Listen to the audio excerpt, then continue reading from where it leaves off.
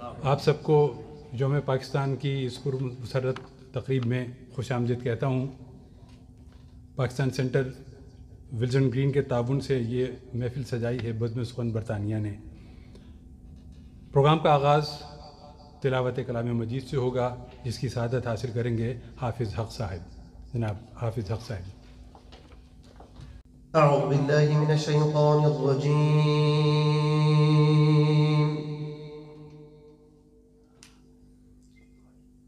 بسم اللہ الرحمن الرحیم۔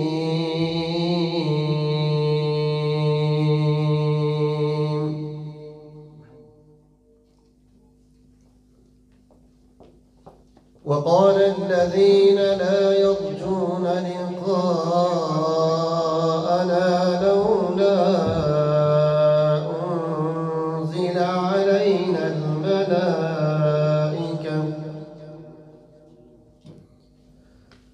لولا أنزل علينا الملائكة أو نرى ربنا لقد استكبروا في أنفسهم وعتوا عتوا كبيرا۔ اللهم صل على رسولنا، اللهم صل على محمد، اللهم صل على كريمنا،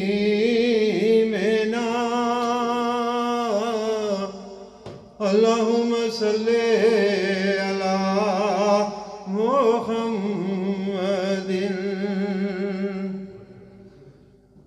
نہ کلیم کا تصور،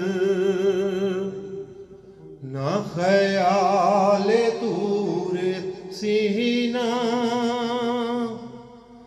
نہ کلیم کا تصور، نہ خیال طور سینہ، میری آرزو محمد، میری جستجو مدینہ، نہ کلیم کا تصور۔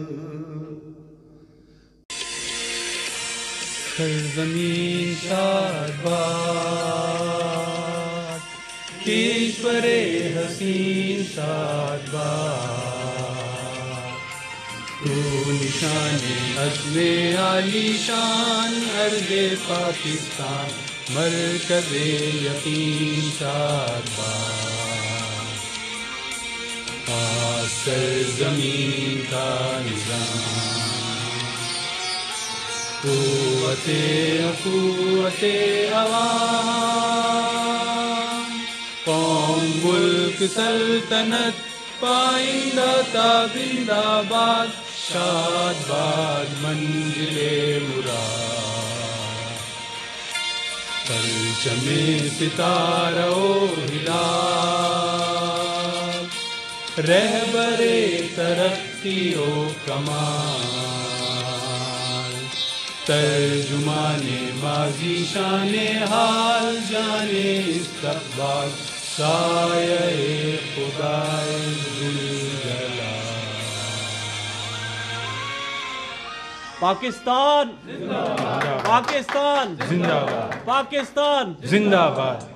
پاکستان ڈے کے حوالے سے میں کہوں کہ میں 1965 میں میری عمر 13.5 سال تھی، میں پاکستان میں تھا، 6 مہینے بعد میں انگلینڈ آ گیا۔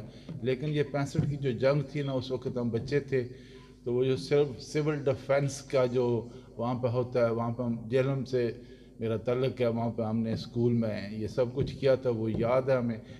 65 کے بعد یہ پہلا موقع، یہ پچھلے 2-3 ہفتے میں یہ جو فیلنگ ہے نا پاکستانیوں میں نے جو نیا ولولہ اور جوش پایا ہے، ایک جو مردہ جسم میں جان پڑ گئی ہے، جو لوگ پاکستان میں رہتے ہیں ان کو اتنا محسوس نہیں ہوتا، لیکن کیونکہ ہم جو برطانیہ میں ہیں یا اوورسیز میں ہیں، ہمارا دوسری کمیونٹی کے ساتھ انٹریکشن ڈیلی بیسس پہ ہوتا ہے، تو یہ جو اپنے ملک کی ترقی یا جو خامیاں ہیں نا وہ ہمیں محسوس یہاں پہ زیادہ ہوتی ہیں۔ اور آج یوم پاکستان کے حوالے سے میرا یہاں آنے کا مقصد بھی یہی تھا کہ آپ جیسے سینئرز کے درمیان میں اگر ایک جونیئر جرنلسٹ بھی اگر موجود ہوں، بطور جرنلسٹ میری جو بھی 29 سالہ جرنلزم کی زندگی میں میں نے جو سیکھا ہے اس کا نچوڑ بیان کروں تو وہ میں اس طرح سے کہوں گا کہ دیار غیر میں ہمارا جو فرض ہے وہ پاکستان سے بہت زیادہ ہو جاتے ہیں۔ ہم سب حقوق کے پیچھے لگے ہیں، لیکن ہم یہ نہیں سوچتے کہ ہمارے فرائض کیا ہیں۔ حقوق اور فرائض ایک دوسرے سے باہم ملتے ہیں، جہاں حقوق ہوتے ہیں وہاں فرائض ہوتے ہیں، اور جہاں فرائض ہوتے ہیں وہیں پہ حقوق بھی ہوتے ہیں۔ ہم نے یہاں آ کے فرائض والا حصہ تو نماز، روزے اور اللہ تعالیٰ کو راضی کرنے کے لیے صرف ایک حصہ بنا لیا، لیکن حقوق کو بھول گئے۔ اللہ تعالیٰ نے واضح طور پہ مسلمانوں کو یہ ہدایت کر رکھی ہے کہ اپنے حقوق تو شاید میں معاف کر دوں کیونکہ اس کی ذات بڑی رحیم غفور الرحیم ہے، لیکن اگر آپ کسی انسان کے ساتھ زیادتی کریں گے تو وہ میں نہیں معاف کروں گا۔ تو اگر آج ہم اسی بات پہ غور کریں اور بجائے یہ کہ حکومت سے اپیل کریں کہ ہماری مساجد کو بچائیں، ہمیں زیادہ سیکیورٹی دیں، کیوں نہ ہم ایک اور کام کرنا شروع کریں جس کا ایک بہت بڑا اشارہ نیوزی لینڈ کی وزیر اعظم نے بھی ہمیں دیا۔ انہوں نے غیر مسلم ہوتے ہوئے وہ والا کام کیا جو ہماری اسلامی تعلیمات میں سب سے اوپر آتا ہے کہ دوسروں سے اچھا برتاؤ کرو، دوسروں کو محبت بانٹو، کسی سے کینہ پروری نہیں کرو۔ میرے دوستو، اس ملک کو صحیح معنوں میں اسلامی اور فلاحی ریاست بنانے کے لیے ہر کسی کو اپنا حصہ ادا کرنا ہے، تبھی جا کر یہاں امن و آشتی، علم و عرفاں، صبر و تحمل، ترقی و خوشحالی اور خوشیاں اور فراوانی بنگڑے ڈالیں گی۔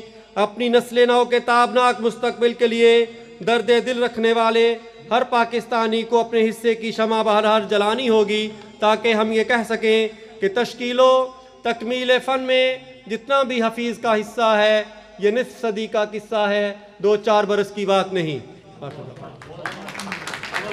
میرے تمام بہن بھائیوں کو 23 مارچ بہت بہت مبارک ہو۔ شاید میں آپ کے سامنے آ کر اس طرح سے کھڑے ہو کر بولنے کی ہمت نہ پیدا کرتی اگر میں اس کا تجربہ خود سے نہ کر پاتی۔ ایز اے مینیجنگ ڈائریکٹر مجھے ممبئی بھیجا گیا، اور جب میں ممبئی پہنچی اور وہاں پہ میں نے جب مسلمانوں کی حالت دیکھی تو واقعی میں وہ مجھے بڑی تکلیف ہوئی، کیونکہ ان مسلمانوں کی حالت وہی تھی، پتلے پتلے سے 2 پٹی کی جوتی پہنی ہوئی، سفید شلوار قمیض، پجامہ کرتا سوری اور سر پہ ٹوپی۔ اور مجھے وہاں پہ بیٹھ کے اور وہاں سے گزرتے ہوئے خیال آیا کہ یا پروردگار، اور یقین کریں میں نے اپنے ہوٹل واپس پہنچ کے 2 رکعت نفل شکرانے کے ادا کرے کہ اور اللہ تعالیٰ سے شکر گزاریت عطا کی، پروردگار تیرا لاکھ لاکھ شکر ہے کہ تو نے ہمیں اپنا ملک عطا کیا۔ آپ یقین جانیے کہ مجھے وہاں بیٹھ کر خیال آیا کہ ہمارے ملک نے ہمیں کانفیڈنس دیا، ہمارے ملک نے ہمیں خوبصورتی دی، ہمارے ملک نے ہمیں سر اٹھا کر جینا سکھایا۔ 1857 کی شکست کے بعد انگریزوں نے یہ باندھ لیا تھا کہ ہندو تو چونکہ اس میں وہ ولولہ نہیں ہے جہاد کا، اگر ولولہ ہے، اگر یہ شیر اٹھے گا تو وہ مسلمان ہوگا۔ اسی لیے بہادر شاہ ظفر کو نہ صرف انہوں نے قید کیا، اس کے بیٹوں کے سر ان کے سامنے کسی بھائی نے اعلان کیا تھا، بیان کیا تھا کہ ان کے سامنے کیے جاتے تھے۔ یہ شیر اب اٹھ کھڑا ہے، اور یقین جانیں کہ مجھ سے کئی لوگوں نے کئی بار یہ کہا ہے کہ پاکستان بنانے کی ضرورت کیا تھی، ہم 1000 سال انہی میں لوگوں میں ہم بس رہے تھے، اور ہم میں سے غالباً زیادہ تر لوگ انہی کی اولادوں میں سے تھے، تو کیا ضرورت تھی میرے بھائی؟ بہت ہی سخت ضرورت تھی۔ میں آپ کو صرف ایک چٹکلا سا سنا دیتا ہوں۔ ہم الحمدللہ گائے کو حلال کر کے کھاتے ہیں، بڑے مزے سے کھاتے ہیں۔ یہاں بیف جو ہے پاکستان سے زیادہ مہنگا ہوتا ہے، وہاں بڑا گوشت سستا اور چھوٹا گوشت زیادہ مہنگا ہوتا ہے۔ خیر irrespect of all that، علامہ اقبال کا ایک شعر ہے جو خود ان پہ صادق آتا ہے تو پرشین میں اس کا ٹرانسلیشن کیے دیتا ہوں. فرد برمے خیزد از مشتے گلے، فرد برمے خیزد از مشتے گلے، قوم زائد از دلے صاحب دلے. ایک آدمی، ایک بندہ تو مٹھی بھر مٹی سے پیدا ہوتا ہے، اور ایک قوم صاحب دل کے دل سے پیدا ہوتی ہے. حضرت علامہ اقبال نے دسمبر 1930 کو آل انڈیا مسلم لیگ کے 25ویں سالانہ اجلاس میں ہندوستانی مسلمانوں کے لیے ایک علیحدہ مملکت تجویز پیش کی تھی. کہتے ہیں دل سے جو بات نکلتی ہے اثر رکھتی ہے، پر نہیں طاقت پرواز مگر رکھتی ہے. اور یہ بات قائد اعظم تک پہنچ گئی. قائد اعظم نے جذباتی طور پہ، فوری طور پہ اس کو ایکسیپٹ نہیں کیا، بلکہ اس پہ 8-10 سال تک غور کرتے رہے. ان 8-10 سالوں میں ایک عظیم شاعر کی دل کی دھڑکنیں ایک عظیم سیاستداں کے سینے میں اترتی گئیں، اور پھر انہوں نے 23 مارچ 1940 کو اپنے عزم اور پاکستان کی جدوجہد کے عزم کا اعلان کیا. یوم پاکستان کے موقع پر میں آپ سب کو مبارکباد دیتی ہوں، اور خوشی ہے اس بات کی کہ جیسا ڈاکٹر صاحبہ نے ابھی کہا کہ ہم سب سفیر ہیں، پاکستان کے سفیر ہیں. تو سفیر کا کام کیا ہوتا ہے، یہ ہمیں دیکھنا ہے کہ اصل میں سفیر کا کام کیا ہوتا ہے. مبین صاحب نے کہا کہ تعلیم اور تربیت کی بات ہے. تعلیم تو کسی طرح سے چلیے آ گئی، لیکن تربیت کہاں چلی گئی؟ تربیت پہ ہم لوگ کتنا غور کر رہے ہیں؟ کیا ہمیں معلوم ہے کہ آج جس طرح سے ہم لوگ اپنا نام پاکستان کے ساتھ جو ہمیشہ جڑا رہے گا، ہماری بنیاد ہے، ہماری ایک پختہ بنیاد ہے، لیکن کیا ہمیں یہ علم ہے اس بات کا کہ عمارت جب تعمیر ہوتی ہے اور اس میں ایک غلط اینٹ لگ جائے، صرف ایک غلط اینٹ لگنے کی وجہ سے وہ پوری عمارت جو ہے وہ کبھی ادھر کو گرے گی اور کبھی ادھر کو. تو کیوں نہ ایسی عمارتیں تعمیر کریں، ایسی عمارت تعمیر کریں جس میں کوئی اینٹ جو ہے اپنی جگہ سے نہ ہلے. وہ اینٹیں کہاں سے آئیں گی؟ وہ آپ لوگ ہیں، ہمارے آنے والے بچے ہیں. گڈ ایوننگ اینڈ السلام علیکم. مجھے بہت دکھ ہوتا اگر دردانہ انصاری اس جھنڈے کی بات نہ کرتی، کیونکہ ہم جہاں رہتے ہیں ہمیں وہاں کی بھی قدر کرنی چاہیے.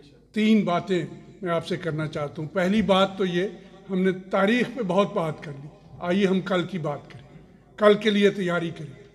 ہم کسی بنیے، کسی گورے کے خلاف بات نہ کریں، چونکہ وہ تاریخ کی باتیں ہیں. آئیے ہم کل کی بات کریں. جیسے نیوزی لینڈ کی وزیر اعظم نے ایک ہیومن بینگ ہوتے ہوئے مسلمانوں کے لیے مسلمانوں کا جھنڈا اٹھایا ہے اور اپنی ٹی وی کو کہا ہے کہ جمعے والے دن اذان ہوگی.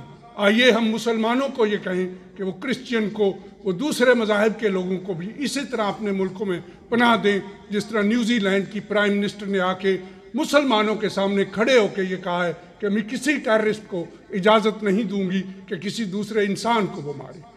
یہ ہے وہ بات جس کو ہم لے کے آگے بڑھنا چاہیے.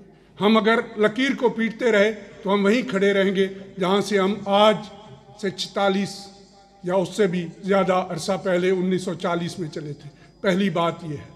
دوسری بات جو آپ سے میں کرنا چاہتا ہوں، ہم برطانیہ میں رہتے ہیں، جمہوریت کے ذریعے پاکستان حاصل کیا گیا تھا. ایک حکومت یا دوسری حکومت کی بات میں نہیں کرتا، پاکستان کے 22 کروڑ عوام پہ اعتماد کریں. جیسے یہاں کے لوگ اپنے 6.5 کروڑ لوگوں پہ اعتماد کرتے ہیں، اور جب الیکٹ ہو کے وہ پارلیمنٹ میں پہنچ جاتے ہیں تو جمہوریت کو کوئی خطرہ نہیں ہوتا. ہم سب کے لیے دعا کرتے ہیں، تمام آفات اور بلیات سے سب کو محفوظ فرما. ملک پاکستان میں خصوصی طور پر جن حالات سے گزر رہا ہے، اللہ تعالیٰ اس ملک کی حفاظت فرمائے، اس کو بقائے دوام نصیب فرمائے. سمعنا و اطعنا غفرانک ربنا و الیک المصیر برحمتک یا ارحم الراحمین.